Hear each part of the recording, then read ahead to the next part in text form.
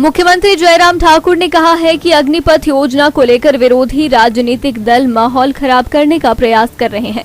उन्होंने कहा कि अभी इस योजना की घोषणा हुई है, इस योजना का खाका पेश किया गया है। उन्होंने कहा कि इस योजना से नौजवानों का सेना में भर्ती होकर देश सेवा करने का सपना साकार होगा।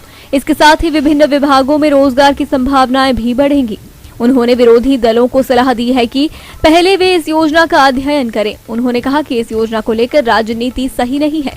इससे पहले मुख्यमंत्री ने चंबा के ऐतिहासिक चामुंडा मंदिर पहुंचकर पूजा अर्चना भी की।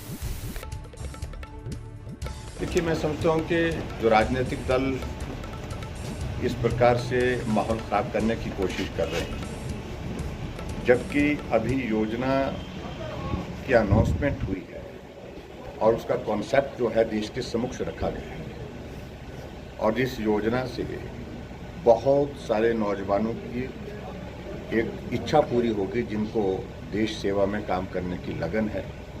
देशभक्ति के भाव के साथ नौजवानों को जोड़ना इस योजना का एक प्रमुख बिंदु है। और यही नहीं, उसके साथ साथ में रोजगार की भी बहुत बड़ी संभावना इसमें नौजवानों को उपलब्ध होगी।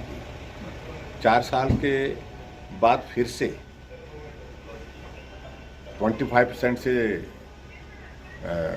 जो लोग आगे बढ़ कर के आर्मी में ही सेवा करना चाहते हैं, काम करना चाहते हैं, उसके लिए वो भी एक ऑप्शन है। लेकिन दूसरी ऑप्शन उसमें साथ में ये भी जोड़ी है कि भी जब वापिस आएंगे ग्रेजुटी उनको मिलेगी और बहुत सारे बेनिफिट्स भी साथ में मिलेंगे, और रोजगार की संभावनाएं बाकी अलग अलग डिपार्टमेंट में वो उपलब्ध होंगी।